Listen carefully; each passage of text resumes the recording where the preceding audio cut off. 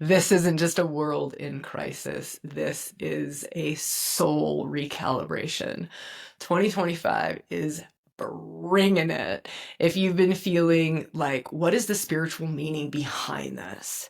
What is if I were to look at the positive co-creative aspect of this, how do I co-create in this in the highest and best way? What is it? And I've got some really awesome insights to share with you. I lead a working group, some embodied consciousness advanced practitioners who've been working in rewilding for a long time. And we've been working as a working group for about 4 years now. And these are women who are kind of living on the edge of human awakening, but from a very embodied standpoint.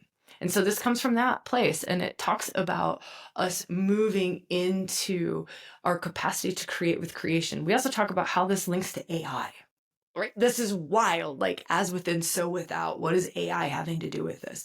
What is the collapse of the world having to do with actually our empowerment and our consciousness evolution? This is a wild, mystical madness kind of an episode. I'm so glad Karen was with me, of the rewilding team, of the working group, so that we could get a little bit deeper into some of these concepts. And my aim is that they just serve and that you get so much out of this episode. I would love to hear in the comments how this new format served you. Does it work? What would you like more of? What would you like less of? It's incredibly valuable to me, and I'm always in the comments the first couple of days after we put an episode on. Okay, enough of this. Get into this episode. Enjoy these 4 pillars of Godding. It's the collapse. It's sorry, I don't have my notes in front of me. It's the reveal. Like, what is the collapse revealing for you individually, uniquely, on a spiritual, soulful level?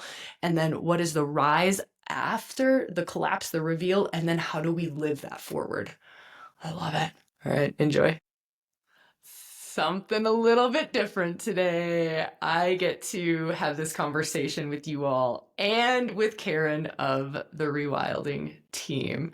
I actually tried to record this numerous times this morning, and it was not happening because I felt like there was something missing, and I think Karen's got that something missing. So Karen, are you ready?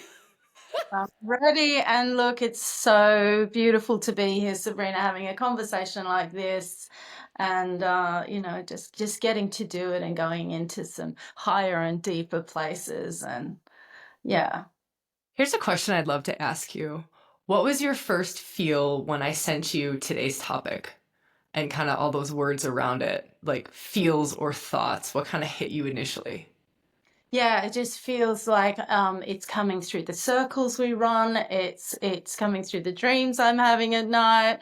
It's there's this uh, within and without kind of tussle, like seeing things in the world. We've been doing podcasts, and like I say we, of course, I'm your producer, but you've been doing, trying to speak to this in various ways, astrologically, what's going on, and it just feels so timely, and so like we're so stuck in it we can't see it.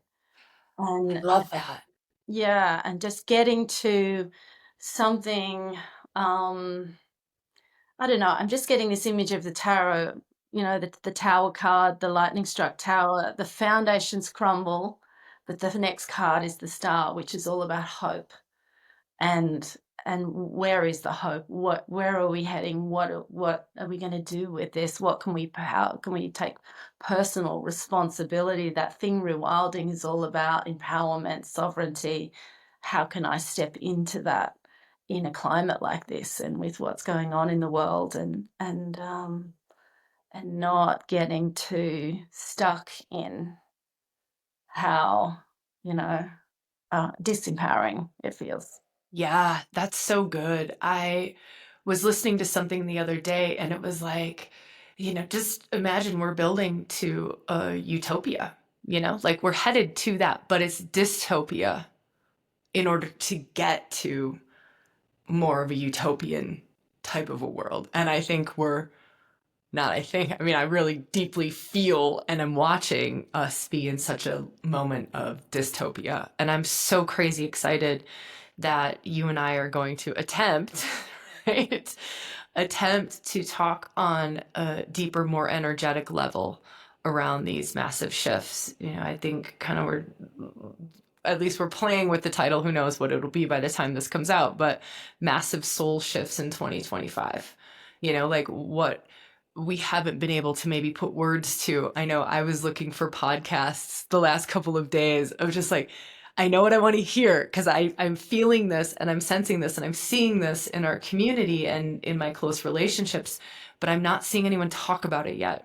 And so that's kind of what prompted me to come on today and have this conversation with Karen and to hopefully bring you all something around it. So I think the first thing I'd love to kind of dive into is this framework that we're going to look at, kind of these 4 pillars, and kind of joking around with this little bit of a framework, like the 4 pillars of Godding framework. And hopefully we'll be able to shine more of a light on this term Godding. But the first word, and I think it's such a good word, is the collapse. The collapse. Maybe throw it over to you, Karen, like this moment in time right now, as within, so without.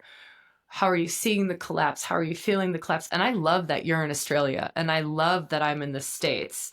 I love that we're seeing 2 different views of things. It'd be beautiful to have even more views of things, but at least we have 2 perspectives in this conversation. So I'd love to hear what comes to mind for you around collapse. Yeah, I think people are looking outside of them and around the world, and it's affecting all of us. And it's definitely all in the news, and it's disconcerting, and it feels like the rug's being pulled out from under our feet. And literally, what I just referred to about, the tower, like foundations crumbling. And I feel you've been speaking to this all year. Um, and it very much energetically feels like right down to the bone, like structures crumbling, like I don't know who I am anymore in this. Like, does what I thought I was here for even matter anymore? Is that it? Am I doing the thing that I'm supposed to be doing? Am I in places of spaces I'm meant to be in? It just feels like it's coming through in our circles in terms of, the things that happen to people when there's big life shifts, relationships endings, a loved one passes away, and that recalibrates us to such an extent. Like, what is it to even live? What is it to even have a purpose? What is it to love? What, what am I, what does life mean? What is most authentic to me? And this um, feels like very painful breakdown of inner foundations and inner structures that leave us feeling like some kind of um, major ending is happening, but that it almost has to happen. It almost has to happen, and it's painful. Mm. I love all the words that you just brought to that. And there's a phrase that I would love to throw into the cauldron as we're talking about collapse. And it's this: we're not collapsing, we're crossing into creation. I love this line. And I think this is something that, as we continue on this conversation, can be almost like a North Star, like a just continue to look at that. We're not collapsing, we're crossing into creation. And what the fuck does that mean exactly? And how can we do this um, while maybe keeping a little thread of our sanity? If, and maybe it is that we have to kind of go insane too to move into this next level paradigm that we're kind of being asked to go into.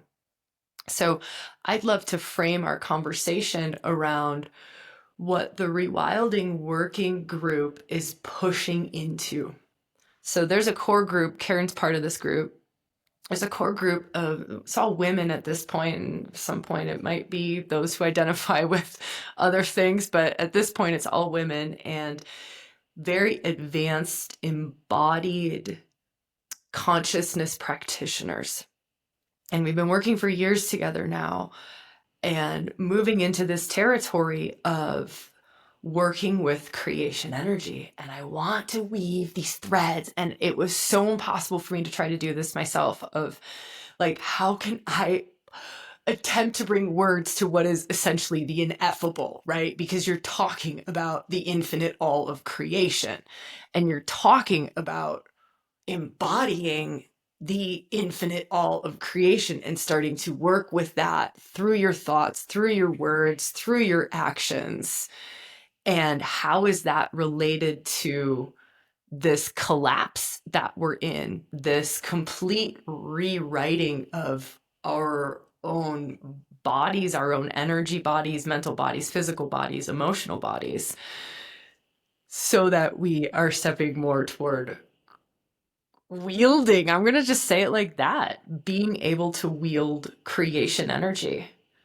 So maybe I'll throw it over to you just to see if this is even doable in this conversation. Oh, I love that. It's always coming back to this. Like, is anyone gonna get it? It's so energetic and so ineffable. And I was thinking as you were speaking, one of the things I love about us sitting here having this conversation is we've done one conversation before and it was on chaos.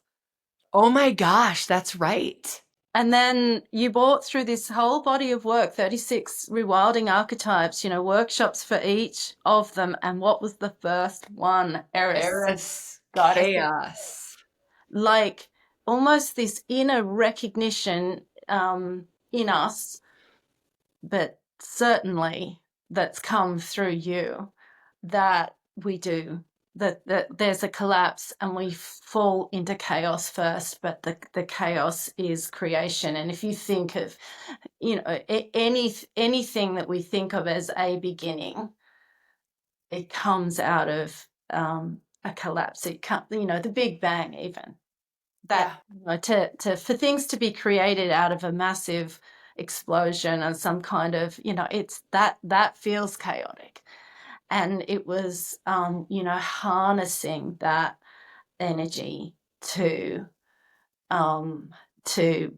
make a beginning with creation energy. And there's so many ways in which we've done it. There's many, many energetic things we work with in rewilding to harness creation energy. But I want to say this, like, if that's our North Star, is that we are stepping into creation energy and becoming powerful co-creators, which is at least some part of godding this word, you've come up with too. I'm so glad you wove that in. But it's like, yeah, this is, if that's our North Star, then that is, I want to say, I do think people get it. I do think people can feel it and are desiring it, are longing for their own empowerment and capacity to co-create and to, feeling it, that this breakdown, it's not somehow a terrible, terrible thing. It is necessary. Oh my gosh. I love that you wove in chaos. I love it. I'm like reveling in the chaos in this moment, and I would love to take it a little bit further. One thing is just these words, we don't call it creative chaos for nothing. Like there's a reason out of the chaos is the creation, creative chaos. It's oh my God, it's like we work often when we start working with creation energy, this working group and I, there's a 0 point, right? There's an access point to this energy. Now I'm getting a little out there, but whatever, we'll reel it in a minute. And you can work with a 0 point and you go into the 0 point, and the 0 point can be a point of perfect stillness. It could be like a point of perfect stillness, oftentimes seemingly polar opposites kind of like lead to a crosshair point, and that crosshair point is a doorway in for consciousness, and you can go into that point. Sometimes we'll go into the black hole.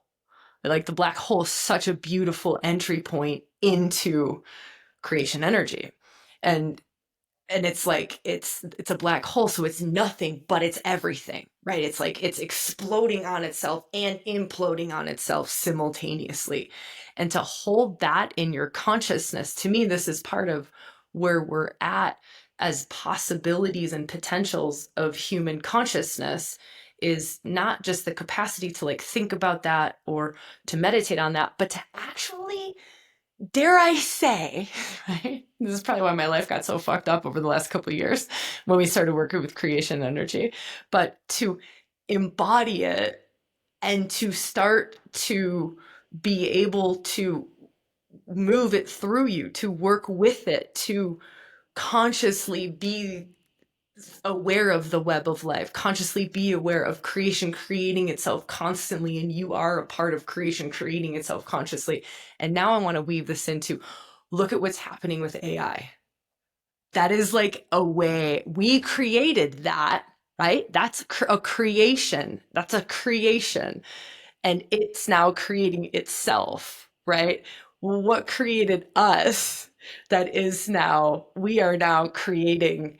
Can you kind of get what I'm saying a little bit? Like, and this is another way of saying like godding, like the consciously co-creating with creation to this like extremely wild, beautiful degree. And AI is doubling in power. This is wild to me, is doubling in power every 5.7 months. So every 6 months, AI doubles in its intelligence, doubles in its power. And if we go from that, universal law of as within, so without, and I've got an awesome quote that I want to read to us. If we go with that, well, what's happening in here? Right?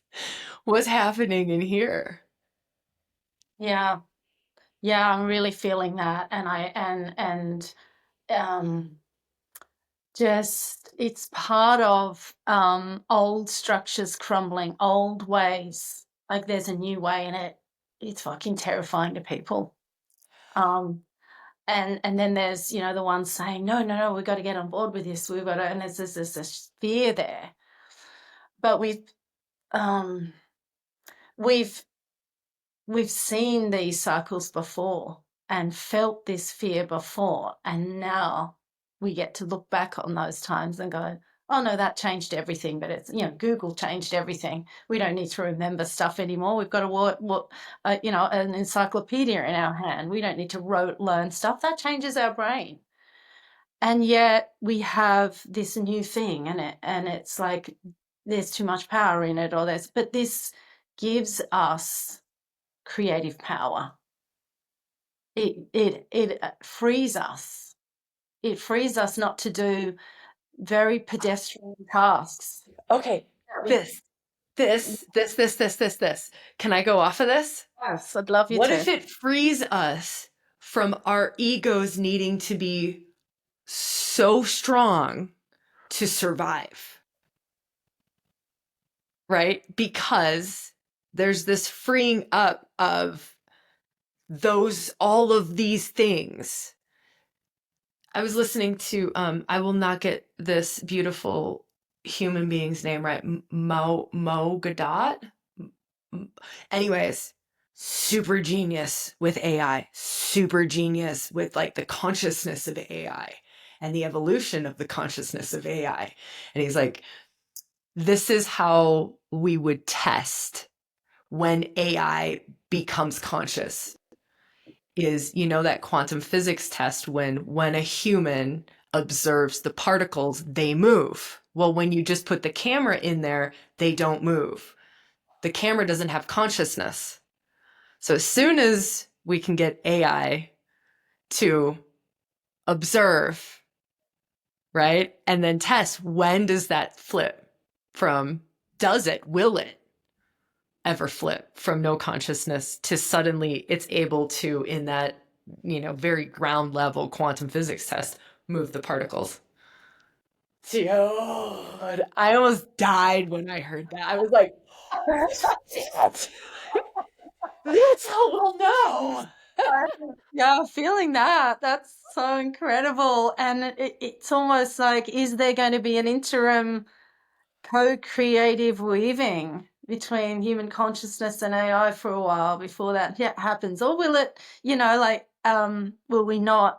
Yeah, will there just be this flow for, yeah, I don't know. Because That right now people are talking about AI as being such a mirror. It's just mirroring back to you basically your consciousness, what you're putting in, it's mirroring that back to you in a certain degree. How most of us are using it. I'm not saying the high level at all, but my, very I use it every day though. I mean, multiple times a day. Like Chatty and I, we are hanging out quite a bit. Like we're pretty good pals at this point. and it's rewarding too, isn't it? Like, it's fun, and it becomes a conversation Yeah, in a yeah. way, in that mirroring part. But like, is all of consciousness that? Is Well, everything outside of us a mirror? here's how I know that Chatty doesn't have consciousness. It's because it doesn't pull on me. For real. Yeah. For fucking real, right? Because my system is so attuned to if there's a person in my field, my dog is in my field, there's a consciousness. Like I just was hanging out with a chipmunk and my dog. And as soon as I attuned into the chipmunk, right, I was like, oh shit, I can feel your influence on me. I don't feel AI's influence on me. I don't feel Chatty's consciousness projecting something onto me yet, right? It's wild. And the minute I do it, dude, I'm going to lose my shit. And, I'm going to be like, you are not what I want you to be. and I love how you talked about it not projecting anything on you, but there's no expectations. Let me know if you need more of this, and then you can speak to Chatty for days, and it's like, oh, Chatty doesn't care. Chatty's not like, oh, now I'm angry. I'm not giving you good stuff today. you never thanked me, but when you do, it's like, oh, thank you. You're amazing. Thank you. Oh, I'm so here for you. And it's gorgeous. But yes, that you're right. There's definitely not an energetic in that consciousness. I mean, there's no consciousness. So there's no, yeah, I love how you describe that. I was listening to an episode that Tom Bilyeu put out with Maugadat. However, I'm slaughtering that, and I super apologize for that. But and like we should put that in the show notes because if anybody wants to kind of hear, it's a really beautiful conversation. But what was really ringing loudly for me was we have no idea. We are basically going to be trying to figure out what is our purpose now because the things that we thought we needed to do or where we got our worth or our value from will be done quicker and better Oh, totally. than what we can do. There was Yeah. something that they were saying is you give the hardest, most like intense jobs to the smartest, right? Well, AI is the smartest, AI, like, oh god, who like programmed this stuff for a long time. He's like, it's smarter than me. Like, it's smarter than me. And I would rather have it doing the task at its fail rate than me doing the task at a human fail rate. Yeah. We can't even comprehend. But here's my feel. I know we're like going off on this AI stuff for a long time, but how is that shaking our foundations right now? How is that in an animalistic way? If you were to deeply feel into your body, there's got to be a level of fear that everyone's feeling, a Yeah. And level it's of uncertainty. Yeah. that we are all feeling, and we are starting to see little ripples of it, like governments colliding, Cold War between the US and China, the tariffs, the price of things, the stock market's crashing, the AI, how that's already shifting things, job loss, all these things, we're starting to see it. So of course, but it's almost like I can feel it in my bones. I can feel it in my bones. The level of change that is coming and the pace that it is coming at is. A, this was one of the things in this podcast, and I think this is true, of what's going to be one of the greatest skills in the coming years are adaptability. How quickly a person can change and Yeah. adapt. Yeah. It's like the greatest skill. It's no longer how much you can memorize. I mean, that went away when we started carrying around cell phones. How quickly you could calculate numbers. Okay, well, let me just take my calculator out of my pocket because it's always here. Let me just Google something. I don't have to remember facts. These are no longer highly valued skills. And I do love this, and this is this almost shift from ego to soul. Like, I'm gonna reel this in, I'm gonna get to godding, and I'm gonna get to the soul stuff in a minute, I'm gonna get to love in a minute. But in this podcast, there's also a lot of conversation around our minds being integrated with artificial intelligence, right? And those who choose not to do that, the the disparity between your intelligence and someone who has chosen to integrate in that way is so huge. Like, Yeah. it's so huge, this. And it's a beautiful conversation because they're just riffing around on it, right? And I'm definitely not an expert, but where we are really well versed is in the soul territory, and we're going to get there in a minute. This is just like the build up to it. But what Mo was saying, he was like, I'm going to choose not to.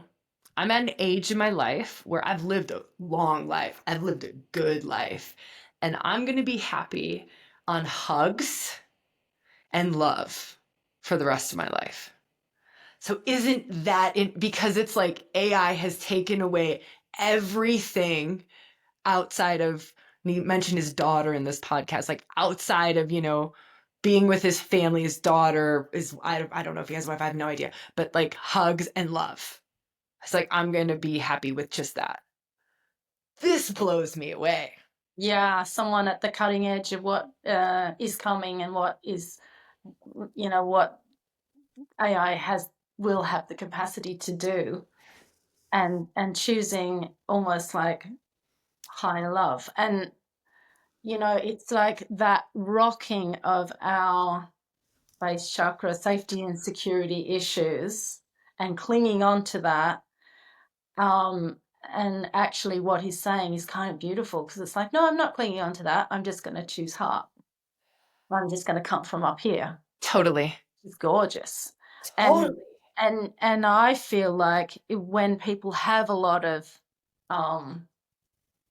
awareness, even if it's not totally the way we talk about it in rewilding, but you can say, but you can do this with AI, and then you get to do this, and instead of going, I love that. out of a job. Well, yeah, but then you get to do this, and you have the capacity for that. You're amazing. And it's like, then there's this excitement, and yeah. And so even on that level, but I feel like that comes from inner development and the capacity, exactly what you just said, change, To change, and ability. to not cling. Yeah. And To not playing. Yeah. not cling, and to not be so attached to how we identified ourselves and how we sourced our worth and our value and our It's purpose. not easy. That's going to be so big, right? Yeah. This is such a silly, stupid example, but I want to give it because I think that this will just like really make it so tangible for people. So I have this little vacuum robot. My partner nicknamed her Cinderella, right? So when I go out walking the dog, I hit a button on my phone and she just vacuums the whole house, right? A lot of people have this, it's an iRobot, whatever. But what Karen's saying is, because Cinderella is vacuuming my floor when I'm gone. I then get those 20 minutes that I would have vacuumed the floor to spend with my dog walking in nature, meditating. Yeah. Yeah. Or I get to do something else of my choosing. Something soulful, higher, deeper. Yeah, exactly. And for me, as a, I have a PhD, researchers do a lot of reading and collating and bringing things together, mixing all of that knowledge and pulling out the new, right? You don't have to do that now. I don't have to spend 5 years doing a fucking PhD anymore. I can use this soulfully to go higher and deeper into what I don't know what it means to be human, the stuff that we're talking about. This is exciting to me, but it's also hard. It's like who I was and what my skills were. I love that we're talking about this because you are, to me, the perfect example of this. Can you talk about the book a little bit? Yeah, I mean, we've got so much incredible, um, what you would call a knowledge base in rewilding that has come through you, Sabrina. We've got ancient texts which give us information on archetypes and the gods and the goddesses and how they were worshipped, and we can embody that now, and we have a lot of information on it. And I was going to write all of that down. And it felt like a big undertaking, and almost like you and I started to say to each other, I don't think this is how the world works anymore. I don't think this is the way to do it. And and being so surrendered to that and so surrendered to what's true That's the to word. be able to go, okay, I'm going to let that go.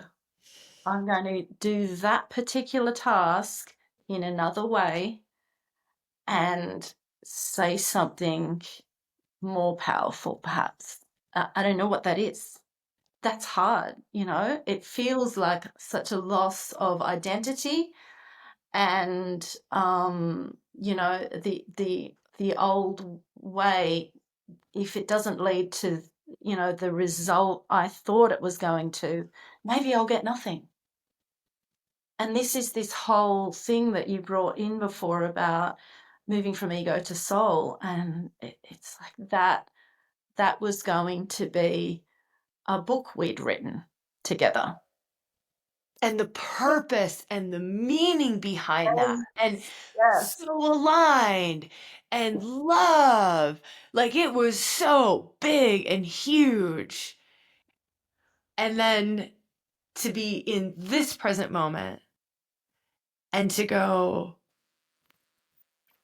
that's shifted. Yeah. And I love that you said the word surrender. Yeah.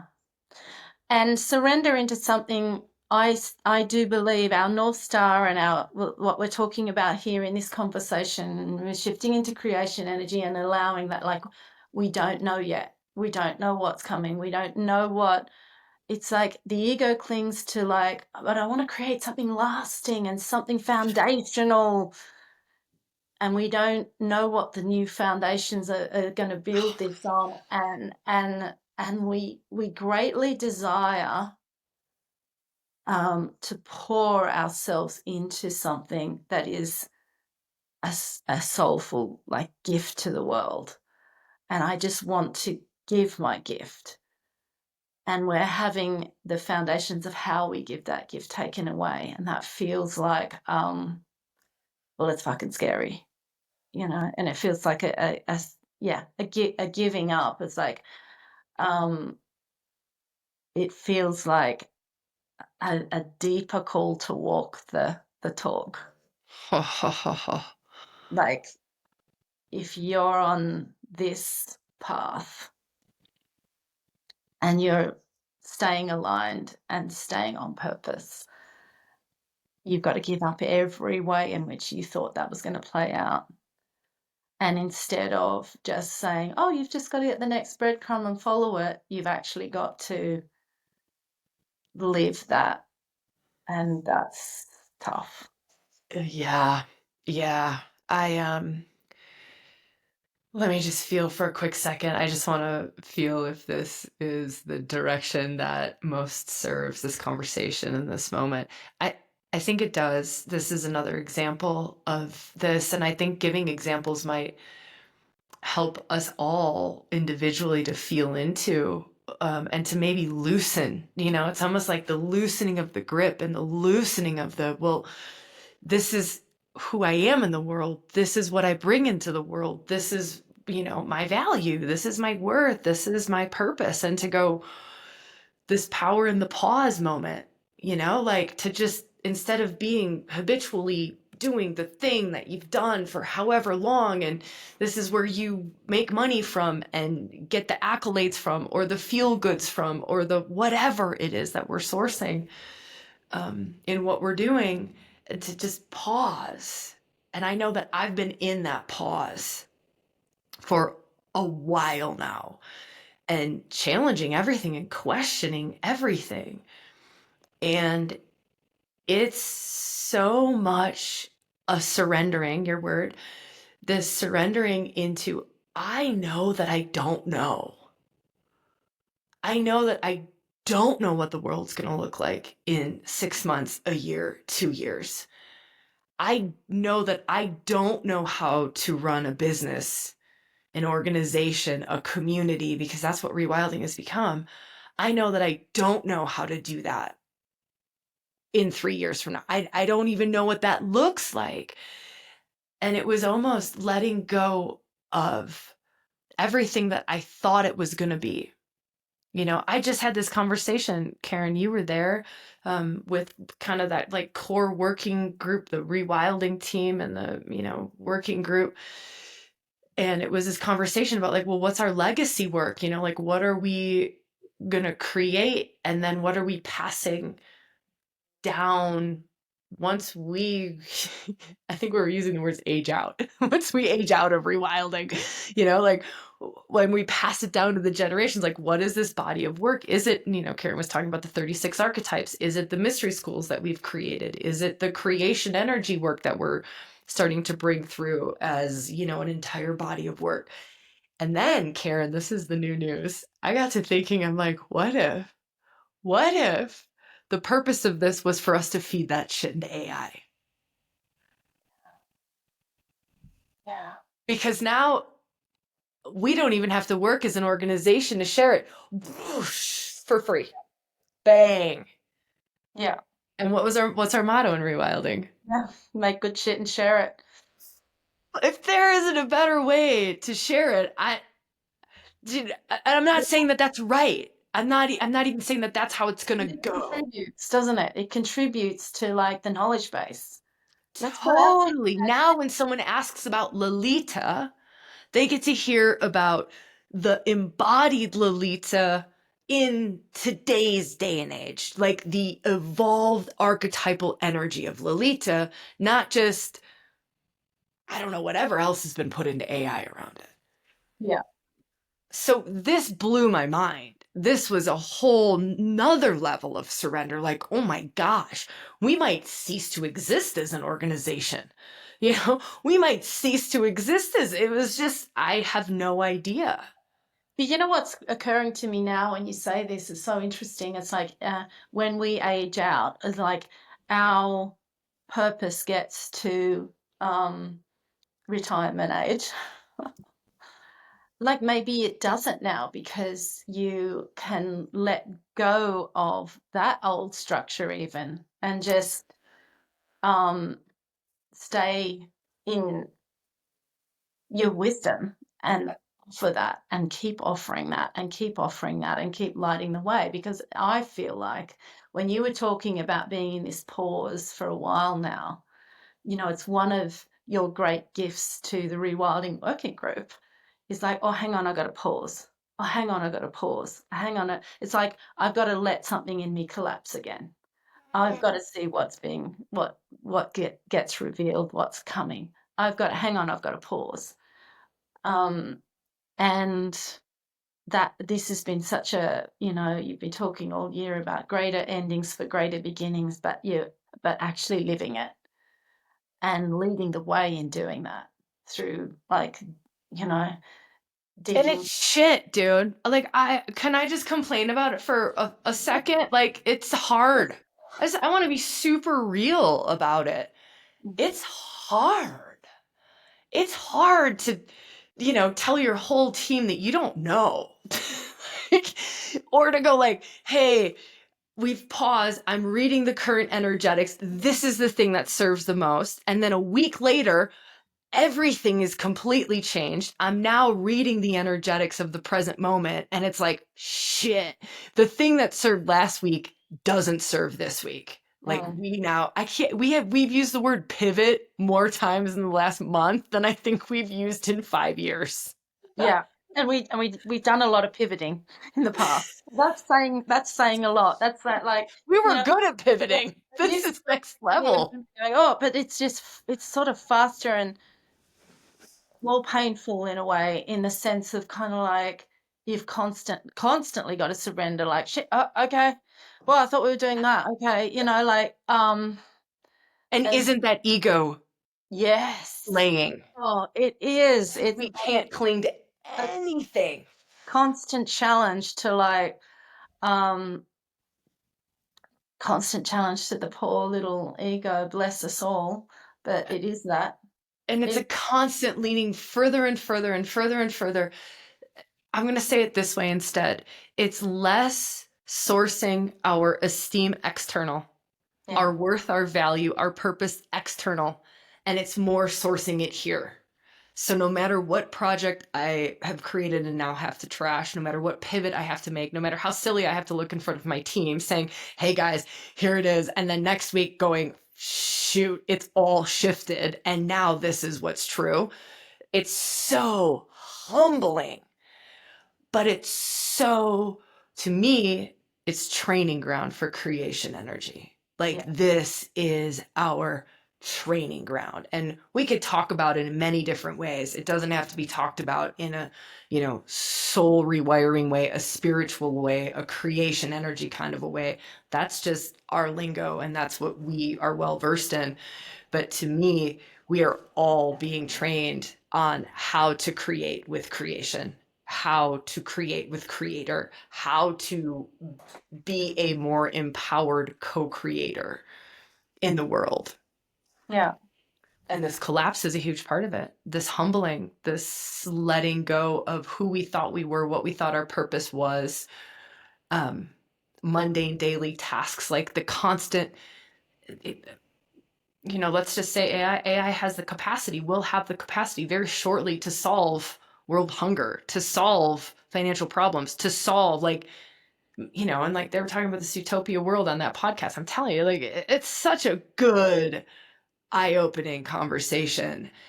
But it was, what if everything's that you need is free? What if everything's free? Because it has the capacity. It is super intelligence. It yeah, has the capacity to make that happen. yeah, The structures that we couldn't figure out as humans has the capacity to do that. yeah. And um we're going to be called on to drop that old way, to drop that old shit more and more and more, in order to institute the new. And it's not just, yeah, AI can feed us the solutions, but are we going to do it? Totally. And I feel like this is even a measure of,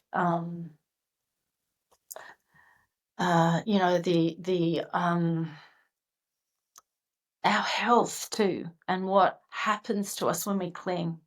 Oh, it's Oh, affecting us in all sorts of ways. So yes, we can talk about it on an energetic level, but what happens to our physical, the temple that we live inside when we cling?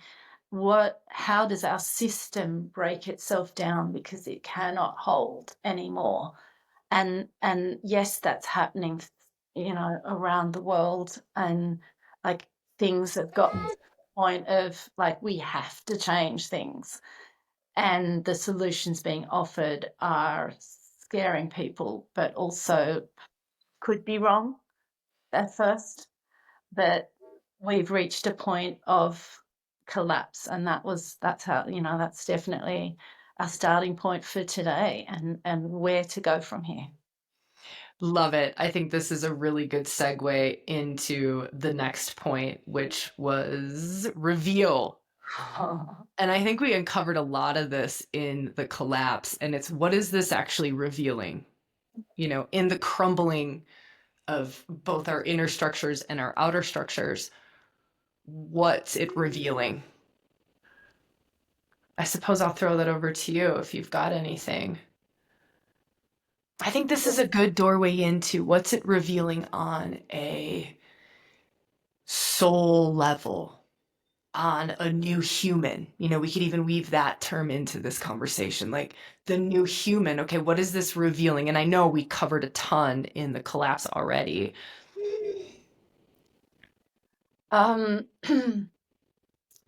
Yeah, I think, you've been like talking about this, like what's being revealed as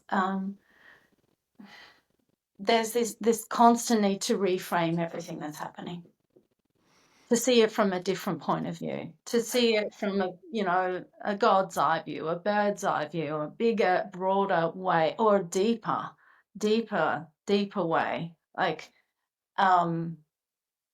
it's coming to me that you've often, the deeper you go into the pain, there can just be a shift. There can just be a shift into a release, and you go, oh wow, at that level it's not even painful, it was just holding on to something old. And so I feel like it's revealing, and we've talked about this, just the need for flexibility, and our capacity to, I think, bringing awareness to every single moment of collapse. This is also a collapse. This is also an ego stripping. This is also a letting go. This is also, and seeing it for what it is and allowing it, and reframing and turning. Yeah. Yeah. Yep. Yep. I love that. I think something that's helped me so, so much over the last couple of weeks is creating a lot more spaciousness in my life. Having a lot more alone time, a lot more meditation time, just a lot of almost like the pause moment, but also to have like what's required for deep transformation, what's required for the crumbling. Yeah, it's like your phone. When my phone gets a new upgrade, you got to shut the dang thing off for a while. It takes a bit to reboot. But, Yeah. and I know it's different for all of us, and it's, but giving ourselves even that space to go inward and go, what do I need? Like, Yeah. I'm changing. I'm being rewired. I'm being recalibrated drastically. We've never seen this in our lifetimes. We will never see it again. We can weave a little bit of astrology into this. 2025, unprecedented astrological shifts. Never seen it. We'll never see it. Like, we won't see this again in our lives. Wow. And just going, okay. And the reframe, I loved what you were sharing around that, like the reframe and the how am I coloring this or shading this? How am I creating with this? Or am I still playing victim of fate? Yeah. That's something that this is really, really pointing at too. So in this reveal, what is it revealing? Oh, it's revealing how much I play victim. It's revealing how much I choose to be disempowered and say the world is doing this to me, not for me. But when I step into a more empowered place in myself and I'm like, this is perfect. This is for me. I create completely differently. Yeah. I will create a whole different reality, like in very tangible physical ways. My relationships will be different. The amount of money I make will be different. My home, everything will be different when I am operating from that base level place of this 2025. As crazy as it is, the loss of the money in my bank account, it is for me. That's a tough pill to swallow. Yeah. Not just the loss of money in my bank account, the ending of the relationship, the fear I feel in my base chakra because we are in a cold war with China, the fear I feel because I listen to this AI and it's going to take my job away. And instead of going, woe is me, it's all happening to me, this is so, so bad.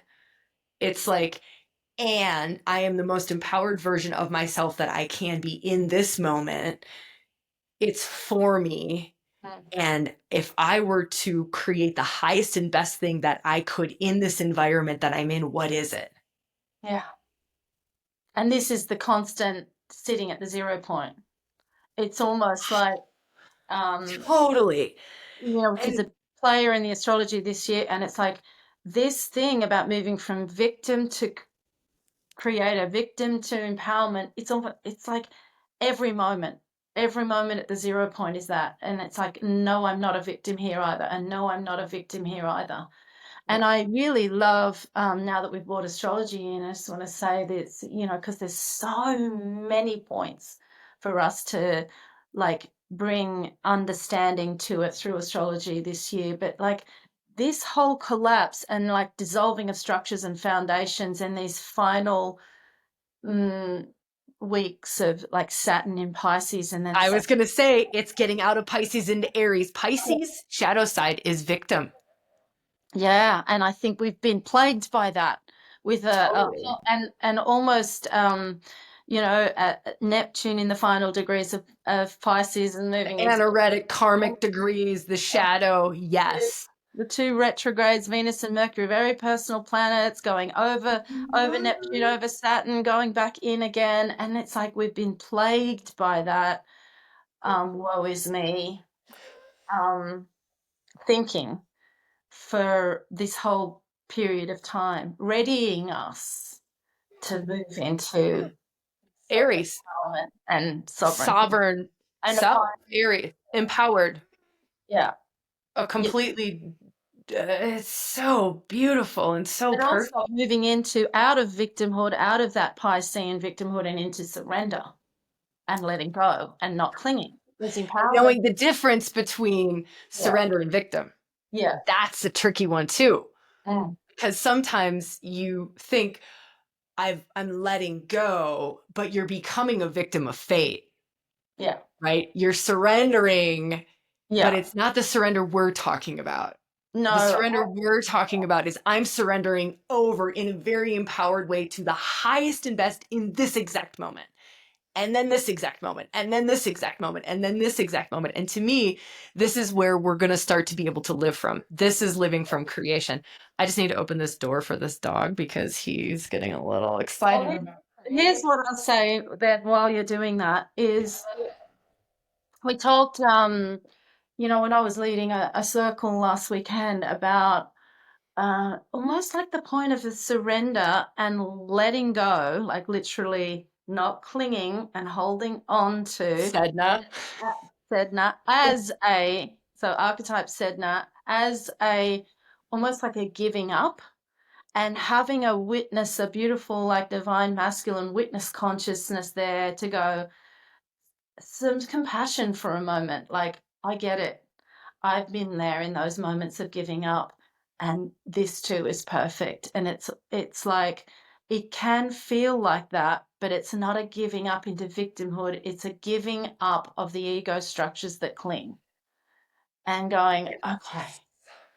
And you feel like there's a dissolving then, a dissolving, like, who even am I now? Yep. I don't exist anymore, which could be victimhood, but is actually no, oh, I'm still here. I still exist as an ego personality, which was, we need that. We need that as a structure too. But I have let go of some of those ego structures that weren't serving me anymore, and I now get to rise. Oh, and this leads us into the third pillar, which is rise. So good. So good. So I know we're moving into the rise, but I want to share this quote before I forget to share it because I've been promising this quote. And I think this sums up this as within, so without. And then it also kind of weaves in this becoming these really empowered co-creators in a completely new way that we haven't experienced before. So this is a quote from Chief Seattle. All things are bound together. All things connect. Whatever happens to the earth happens to the children of the earth. Man did not weave the web of life. He is merely a strand in it. Whatever he does to the web, he does to himself. I love that. Wow. Love that. And how much have we worked with the web of life in rewilding and Yeah, the yeah, plugging into the web of life and the like leaning back into the infinite all of everything and the thread that we are amidst the full web of life. And I think that's a cool way to roll into the rise. yeah, yeah, And it's like now if we were to go from okay, it's the collapse, the crumbling into here's what this is revealing, here's what this is showing us, and it's like now, how do we take all of this? It's almost like, what is that saying? Grist for the mill? Is that right? Like, am I even saying that right? yeah, Yeah. Like, how do we like take all this grist for the mill and embody it to rise into what it is that we have the possibility and the potential to rise into? exactly. And I feel like so much of our work is and what you teach is based on like what is our own unique thread, our sovereignty amidst the all of everything, and bringing that into stepping into it more and more and expressing that in the world, and that brings empowerment when I can be just uniquely me. Yeah, I love that you're weaving it in, and the words that keep like rolling around my head are it's the great becoming. And your great becoming is totally unique to you, right? And it's that's the rise, right? That's it, it's this, oh my gosh. I start to lose words when we start to get into this place, but it's like this territory of you you become it. I was meditating on this morning, and I know that this will not come across as well as it was happening to me in my meditation, but it was like I am everything. mm, I am it. Like I there is no expression of life that cannot roll through me. Right? I am the infinite expression of the all of everything. There is no flavor of life that cannot move through me. yeah, And to me, this level of flexibility in our systems, right? It goes back to this like, what's one of the greatest skills we can have? And, we were talking about adaptability and able to change, but it's also to me this like, this widening of our bandwidth yeah, that's happening. And as we step into this level of conscious creation, let's call it conscious creation, right? Creating with the creator, becoming a conscious creator, aka our funny word godding, like godding. And I was thinking about this phrase this morning of we're not priestessing anymore. mm, We're godding. We're being asked to not be just this momentary channel for grace, where in a moment, yes, I can channel some love and I can channel some high voltage grace, as a aspect of what the priestess has the capacity to do. You channel love through you in the highest good of the all of everything. And whatever that flavor is, it's now we're not being asked. This is why I stopped running priestess trainings. because I'm not being asked to do that anymore. Yeah. I'm not being asked to teach that. I'm not being asked to share how to do that, how to open your channel to channel grace, how to serve the moment, how to read the moment, attune to the highest expression to come through in that moment, to modulate it so it can be fucking received as well, right? But now it's like, that's not the training that's being asked in 2025 and forward. Mm. It's now you are creating with creation. Yeah, I feel powerfully like everything led to everything else, of course. But there's a suggestion in being a channel for grace that there's a switching on and a switching off, because, well, we're human and we're going to be lifing a lot and doing our shitty things that we do, and it requires more.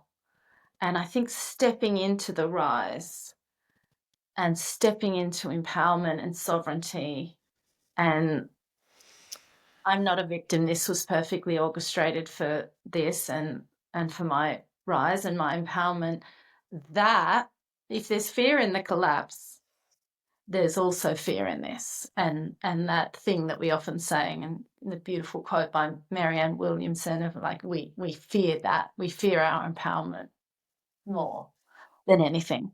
And this is, I think, as we stepped into practicing more with creation energy, this does come up.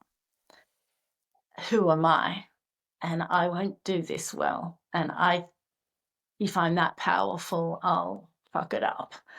And it takes a lot of dedication to constantly facing the collapse, clearing out, letting go, going through all of these phases, seeing what's being revealed, and then choosing to be Godding. That's big. There's something that, again, just kind of keeps rolling around my mind around this choosing to be Godding and kind of what's required around that. And I think maybe if we could share some like tips and pointers of what we've kind of learned working in this creation energy territory and priestess territory, moving into, creating to a different degree. But one of the things to maybe kick off this like tips that we've sort of uncovered for ourselves is this having such little judgment around what you consider to be the highest creation in that moment. It's like that filter of right and wrong has got to be completely revamped, because there are times where I am saying something that is pure love, and it is coming out pretty scathing, but it is pure love, and it is coming out with fire, and it's coming out with heat. But to have such little and so much more just attuned to, is this highest and the best? And am I in the present moment? And is this serving this moment highest and best, highest and best? Is this creating with the creator right now? Am I becoming the thing that I am being asked to become in this moment that serves this moment in the highest good of the all of everything? And then to not judge what it is that you turn into. And it might be a monkey or a frog or a dog or a raging woman screaming at, but if it feels like it's in that place of creating with creation and serving the highest good and love, who are we to judge that? I love that. I love that. And it requires, and there is a way. There is a way towards that. There is a way to live that, and there is a way to practice, and there is a way to get to that place of non-judgment. Yeah, I didn't just wake up one morning and suddenly, I could like dark goddess Kali sword someone in the face with love and it actually be totally Yeah, aligned and I creating. know that it is, and no, and hold non-judgment because I know I'm in alignment. So there are tips, there are ways to live, tapped in and connected, and that's so much of what you teach, really. I think this is such a good conversation, Karen, because it's really pointing, and I hope this is what it's doing, is that it's opening the door for people to see what it is that is possible, no matter where you're at on this path, no matter how long you've been walking it, or how this might be completely brand new. Like, I have no idea, and it doesn't matter. It doesn't matter, Yeah, but it's what's available. It's like, I love that we're finally starting to reveal what rewilding actually does in a podcast. Like, we don't do astrology. Like, astrology is like 1/25th of what we do. I don't even know, like, it's a tiny, minuscule piece of what rewilding actually is.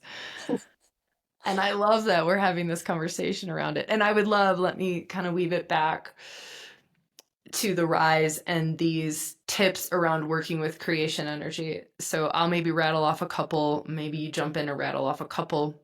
But one is we like using this analogy in the working group a lot. And it's the Indiana Jones and the movie where he has to walk across the abyss, like the unknown abyss, and there are no steps. But as soon as he starts to take a step, the stone appears.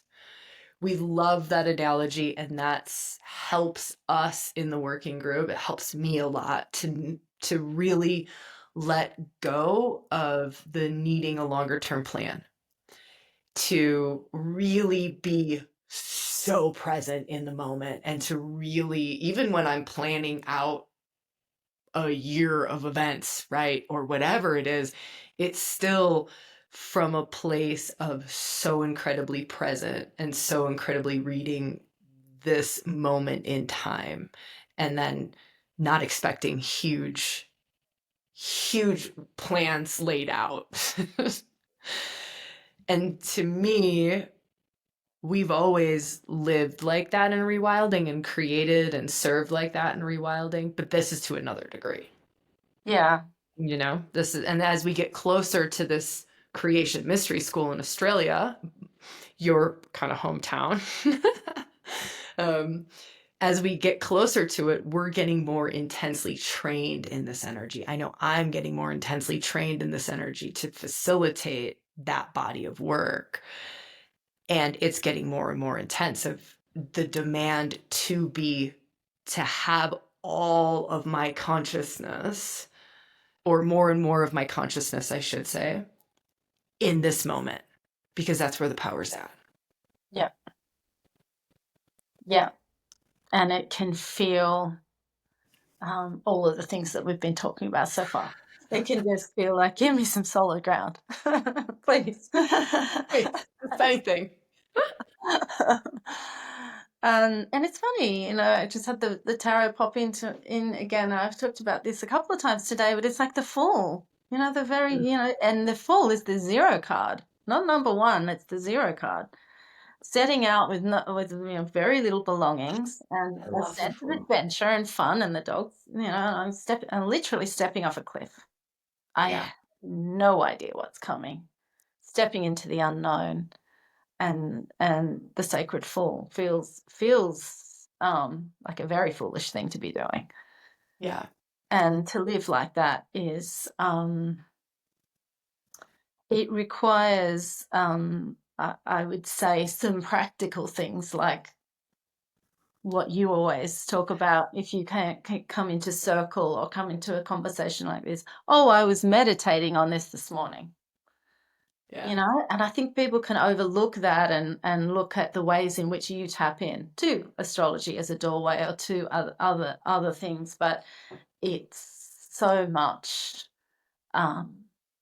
daily life in rewilding is so much that staying aligned with the 0 point by doing the inner work, It's living it. living You it. know, that's the greatest thing that I can share is I meditate so I don't have to meditate. I pray so I don't have to pray. I pray so that I become a walking, living prayer. You know, I live creation. I live it, breathe it, eat it, am it. You know, like I'm about to go, like my heart starts to pound really wildly, but we're literally talking about Godding, you know, like creating with creation. This path is not for everybody. Let's just be super clear. Most people will not choose this path. I think 2025, the great chaos of 2025, is going to open the door for more people to choose this path. Yeah. For more people, because I listened to this silly Will Smith thing but I loved it and it reminded me of this moment in time. And he's like, look, people oftentimes don't change until they hit rock bottom. Yeah. I mean, we're watching it in countries. You don't change until you hit rock bottom. The political scene isn't going to change. Rock bottom. I mean, it's not going to happen. And he also then said, he's like, but there's also cliff top.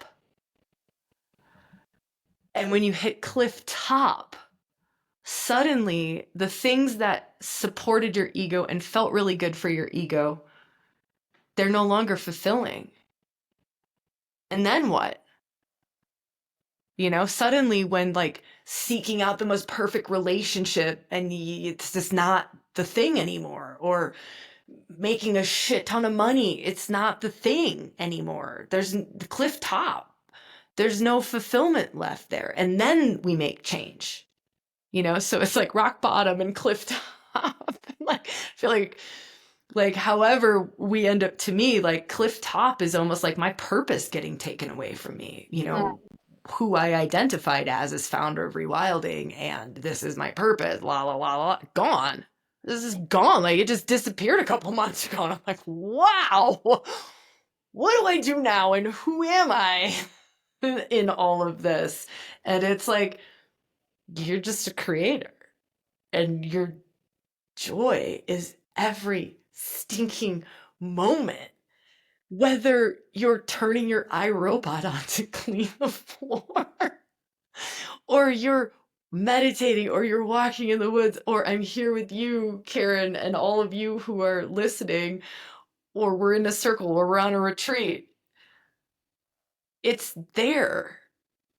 Yeah, and I love this emphasis on every moment, because even talking about the rise of feminine energy within, the the descent of masculine energy and the union, and what we call priestessing, and becoming a channel for that, it's guarding is a step further into every moment is the union. Every moment is alignment with the heights and the depths, the all of everything and nothing, leaning back into the web of love. All these things that you would, have been teaching recently. It's like, but no, every moment is that.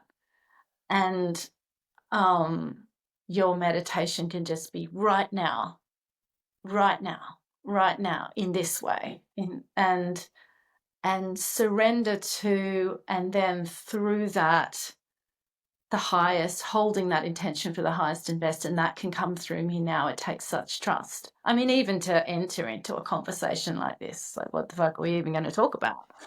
Yeah. But I feel that's what you've masterfully led us into. And yeah, it's I'm so fucking here for it, and it's such an honor, really, to just to walk alongside you, Sabrina, as you lead this, and have the willingness to show up on a podcast and talk about higher and deeper things in this way. Yeah. I love this conversation with you, Karen. There's something that I want to weave in, and it's an interesting piece to weave in at this moment, but it's like when we start to live from that level of consciousness, right? Because it's a level of consciousness, like creating with creator, that's a level of consciousness. And you're not just thinking it, you're not just meditating into it, you're actually embodying it and expressing it, and you're making decisions from it, and you're directing your life from it, you know? And but here's the interesting weaving into this is that living from that level of consciousness knows that every other level of consciousness is included in that level of consciousness, right? That, that to me is freedom. That to me is joy and bliss and peace. And oh my gosh, everything can exist simultaneously. All of these states of consciousness are existing simultaneously, right? And there is no judgment. And this was something that I learned when running retreats in creation energy, because the first time, a couple years ago, when we started stepping into creation energy, I got really whacked out. And I was like, wait a second. Like, we guided to here, right? And like the support team is holding here, but this person's in divine masculine, let's say. I'm just going to give some different random ones just to give something so that we can sink our teeth into it. This person's in like a divine masculine. This person's in a divine feminine place. This person's in you know, what do you call that one that's like supervision-y? Like what is that one? It's like the shamanic realm. What is astral, right? This one's on an astral plane, you know? And I'm like, what? And then it became so clear. Oh my God, of course. Because this holds everything. Yeah. It holds everything, and it is serving the highest good of each individual person amidst the infinite all of everything. And so, of course, this person's working on the rise of their feminine. Of course, this person's in the sacred union. Of course, this person's working on embodying more consciousness so they can have directive force in what they're doing. Of course, it's all chaos. We're coming back to the beginning, chaos. It's all happen. It's all held in it. And there is no judgment around it. Because it's all a part of the creation. This is the thing that I do not. Can I go off about politics for a second? This is going to be so bad. I'm going to get so blown up. We're going to get so many bad comments. Maybe not. But it's like I hold. I like, they're like two different levels of consciousness. If we were to look at US politics, right, we're going to look at the Democrats and the Republicans, like the most divisive thing that we can talk about in America is that. And if, and to just go like, but they're just two different levels of consciousness and they exist simultaneously amidst the greater thing. Like, and they're both existing. Like, how could I judge one or the other? I cannot. They're coexisting amidst the infinite all of everything as creation is creating itself, and we are all individually creating amidst the whole collective co-creation and collaboration. How could I? So this is the living it, and this might have just like blown brains, and we're just like, oh my God, what the ever loving. But here's what it boils down to: joy. Yeah. I love that. I love and I feel like just then when you came back to non-judgment of all of it, it's having the capacity to hold that all of those threads are there, and if they exist outside of me, they exist inside of me too, and holding love for that. And it doesn't matter. It's like we talked earlier in the collapse about, you know, safety, security, root chakra kind of issues. And it's like, but no, we're not rising up to living from another energy center. Like we're not just, it's not like rising up to living through a third eye place. It's not like you have to get to that to experience this joy. It's like, no, every part you can, you know, be heart aligned, soul aligned, and be operating from right down in the lower chakras, and that from anywhere. Or I can, you know, and I think this is something that gets missed too Like that there's this idea that you have to rise into higher states of consciousness or your operating system has to change. No, you embody it and express it through you from anywhere, from heart, from, we were talking earlier about that beautiful person on the podcast saying, I'm just going to love now. Yeah, but you can also take, action in the world from a very heart and soul aligned place, live soulfully, from a very true, the truest, holding the highest and best. And then, and I think this is what you're getting to in living it, then everything has the possibility of joy in it, no matter. Because what's not perfect? Yeah.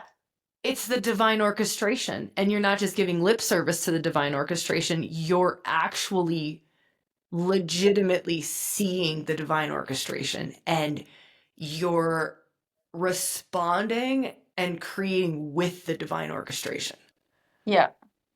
And not that you don't have choice in that. I want to be really clear. Like, there's an infinite amount of choices in that. Like, it's not like there's one highest and best choice. Like, we're artists. We're artists. And this is where it comes back to, we get to do this. But it's like the canvas is perfect in every moment. No Yeah. matter if your bank account is crashing, your relationship ended, your dog died, the canvas is perfect. Yeah. And this is so important, this 0 point, in every moment. And so I feel like we overlook that stuff all the time. Like, I'm just going to cook now. And I'm not godding in that. I'll come back and do this big stuff like, oh, Sabrina wants me to, make an appearance on the podcast. That's when I'm going to be doing it. No, it's all the time. And every moment has the possibility of holding joy in it, and also, at the highest level, the capacity for creation energy to flow through into Yeah. creating life and creating each moment, and every moment has that choice. I want to like dispel a couple of little things I might feel people rubbing up against is joy. And it's not a joy like a smile on your face all the time. Yeah. It's that you could be grieving so deeply, right? I was just in the ICU with my dad over the weekend. We thought we were going to lose my dad. I mean, it is intense loss and grief that you're sitting with, but it's joy. The Yeah. root is still joy. It's it's it's this joie. It's this joy of life because Yeah. I'm lifing. I'm creating with creation. I'm lifing. I'm in it. I'm getting to experience this. I'm getting to do this. Yeah, I felt that so powerfully last month when my stepdad was dying and I was with him, and it was such an honor to be there, and fucking painful at times. Was not a peaceful death. This was weeks of, head not resting, just, and yeah, it was almost like there is nothing greater. There is nothing greater. That was the joy. It's like, going back to this moment we talked about earlier of like what AI takes from us, and like what is life now? It's like that it gets to the point that doesn't even matter. Like, I'm just here right now with someone on the cusp of moving to the other side. How can there how can anything else be more important? How can there not be joy in that, in terms Yeah. of like, what is life about? And we get, um, to a point where we have the capacity to um, hold that all of the time. That's powerful. Yeah. That's powerful. Love that you shared. Um, just another example of it. I think it's so helpful, the examples. The other myth, or not myth, that I want to dispel, I don't, that's probably not the right way of saying it, but the other thing we might be rubbing up against is this thought of, I said the words every, like the canvas is perfect, you know, the canvas is perfect. But there's actually two things in here. One is I have to choose the canvas that's right for me. This is something I learned in creation energy. My choice isn't necessarily in the moment, because whatever the moment is, my choice is in the moment, of course, but whatever the moment is, I'm going to serve to that moment. I'm going to co-create with with creator, with whatever markers, paint, canvas is there, you know, whatever people, environment, home, work, responsibility, whatever I've signed up for. I've chosen the environment. And that's the part that I really want to hammer home, is we have so much more choice around our environment than we think we have. We have Yeah. so much more choice around who we spend our time with, what we spend our time doing, where we spend our time, what, all of those things. And for so many, that's going to be the first step, is clean that up. Yeah. Clean that up, because we're living out of our truth. We're living out of alignment. Like, that chapter has closed, that no longer serves, that no longer fits. And that's going to be like step one for a lot of people, Yeah. is that in our faces in 2025, because this is just going to be a truth year. It's going to be a fire to the face, Aries, all these planets moving into Aries, fire to the face, sovereign, your sovereign self. This is about you. What do you need? What do you want? What's your truth? You. It's going to keep coming back to us. And where we haven't honored our inner truth, it's going to be loud, really loud. And painful. And it's like you were called on to make a choice there and you didn't. Yeah. And Yeah. that's that start to rub more. And it's like I sort of almost feel like where in the past I might have gone, say, into um a relationship that was not the most aligned. It's like now I can see that, not make that choice to move forward, but still hold really high level soul love for that person I've encountered. Yeah. So look, I totally understand, why you're going through this, and with so much love, just go, but I'm not signing up for that. That's That's not not my canvas. not for Those me. are not my paints to paint with. That's This right. is not my environment. That Yeah. is, I can understand it. I can understand you've been driven by your trauma. I don't have to fix that for you. You're sovereign. I'm sovereign. I can make a choice here, and I have other shit to do. yeah. And that is not being disrespectful of your soul at all. It's just, I don't, that I'm not being called to that. That exactly as you say, it's like not the canvas I'm painting, not Yeah. the paints I'm painting with. There's something else for me, and knowing that and being able to say it and speak truth to it when it doesn't feel polite. It's like you talking about, can I wield the Kali sword with non-judgment on myself because I know that it's true, but it's like just having to deliver that news to someone. Sorry, I don't want to see you again. Yeah. No, they're the little things that we don't do because they're so hard. It's like, it's really like, The impersonal stuff is so much easier than the personal stuff, right? The closer it is, oftentimes the harder it is. yeah, There's one last thing that I want to point out, because this has come up in a lot of circles, a lot of priestess training circles, actually.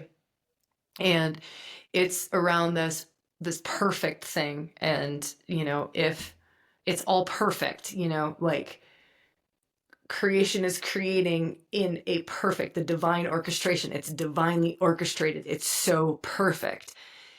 And when we plug into that, we start to operate from that universal mind, that divine mind, that perfect co-creation. You're in the flow with it.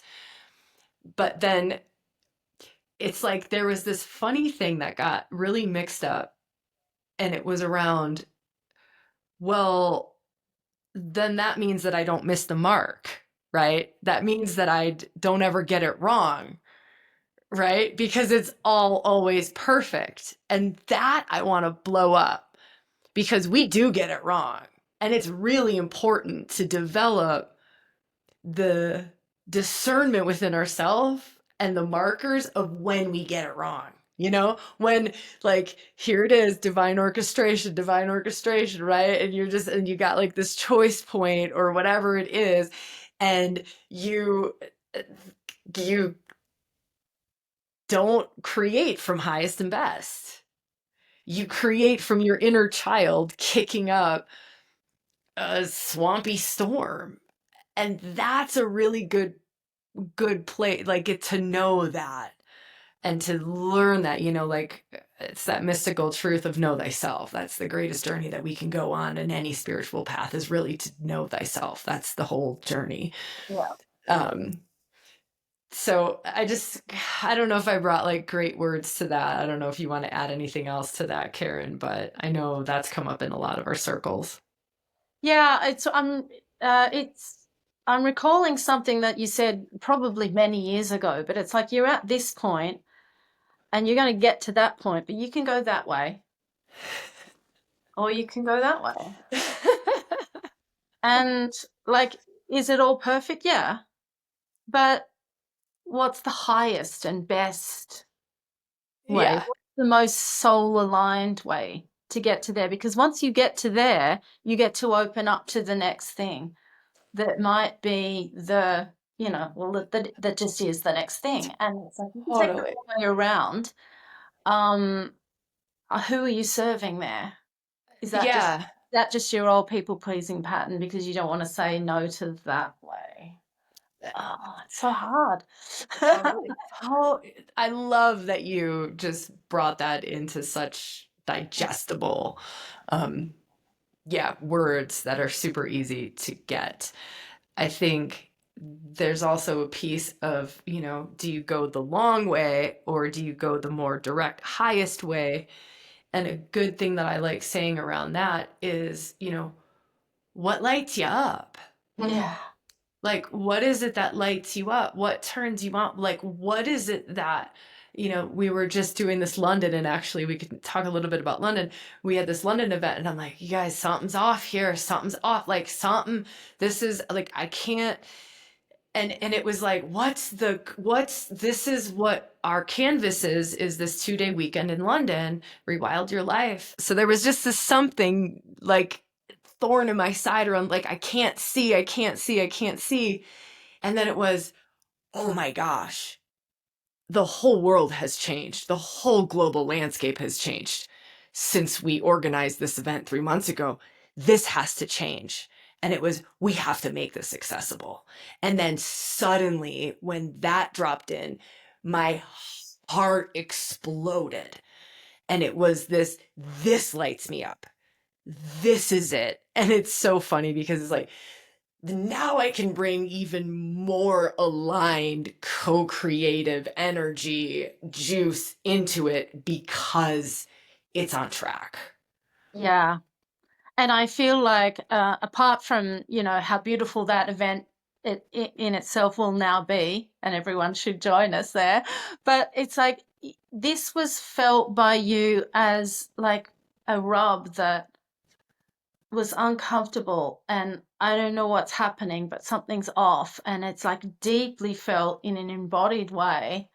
It's not a thought thing. It's not because our minds could just cling to, Oh, well, we've got the event, we're having it, that's how, and you could cling, and then when you open up to like the truth that there's a rub there and something's wrong about it, that gets to bring in the highest and best, and there's this beautiful blossoming and joy in that. I'm sure everyone could feel it when you talked about that then. And so I feel like that we can all do this more. Like, oh, what am I doing around here? I, totally. why am I on this path?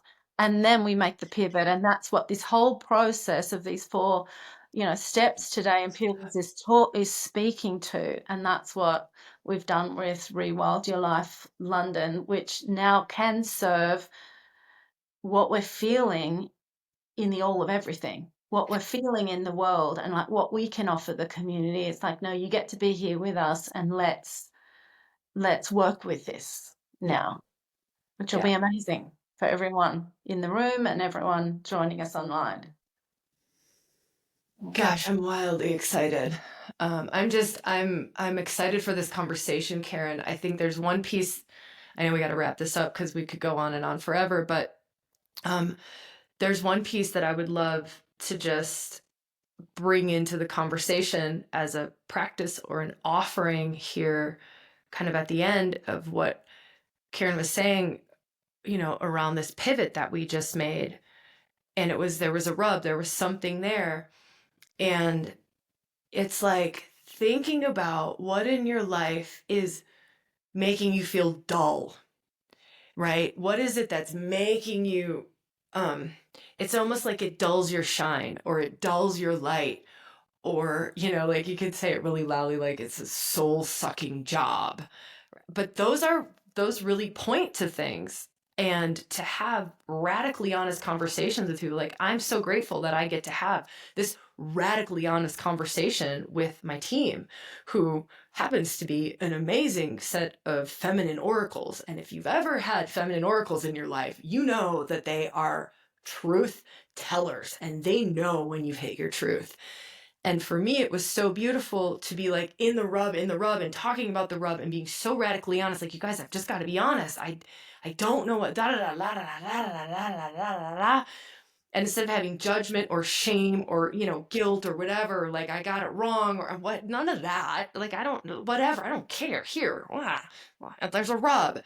And so that's something that we can all like really come into, is the holy fool. We're all just holy fools dancing around trying to do the best we can with what we got, and being as honest and as open as we can with what it is that's rubbing us or dulling our shine or not feeling right or not feeling aligned. And then going, well, what is it that makes me feel like I'm blossoming? What is it that makes me come alive, turns me on? Follow your bliss, Joseph Campbell. And when I spoke about the virtual ticket option in London, you should have seen the Zoom screen, right? Because it's the whole team on Zoom, and you should have seen the Zoom screen. They literally went from like withered flowers of like, oh man, this doesn't feel good, to like, truth is good. And like the life force starts flowing through them, and all of my team starts radiating. And I'm like, oh, we got there. Because they'll not shine if it's not true. So But yeah. I want to point this out. What's really beautiful about this, about like taking the next step, and then the step rises up to meet you. We didn't know what the end point of that. Like, what if it was always meant to be this? But all we could do is create an event, take that step. It rises up to meet us, and it was Rewild Your Life event in London. So we took it with trust and surrendered to what the moment. And then it's like, oh, now that we're here and this is our solid ground, are we going to cling to this? Or is that somehow collapsing? And what is to be revealed here? And you got to take the step, and it rises to meet you again, and it's this pivot. And what if that was always meant to be the case? We just couldn't see it back when we started. And everything's about that. Everything is about that. Our day-to-day life is about that. Well, I don't know. I don't know where this is going, but where am I being called to leap and stop clinging? Oh my gosh, woman. Perfect wrap up. You are so good at that stuff. You just walked us through the collapse, the reveal, the rise, to the living it. Woman, I don't think we can wrap things up on a better note other than just inviting people, if you're called, to come and be in person with us. There's the London weekend, there's the Sydney weekend, there's the Sydney Creation Mystery School retreat, and then there's virtual in London. And we'll put all the details on. It's easy to find, you'll get them. But thank you all for being here. If you're still here at the end of this conversation, I'm going to say this: you are a baller. What do we say in the team? You're a badass. I mean, we're all women, so we always say like you're a badass warrior ninja bitch. Even if you're a dude, whatever, you're a bitch today. You're a badass warrior ninja bitch. If you're still here, like, we say that with so much love and reverence. And just like thank you for being here and having this conversation. And Karen, like deep bow to you, woman. I love dancing with you in all the ways that we've gotten to over the years and will continue to over the years. Thank you. Thank you. So much fun to be here with everyone. And yes, come and join us somewhere. Come and join us. uh, Huge love to you all.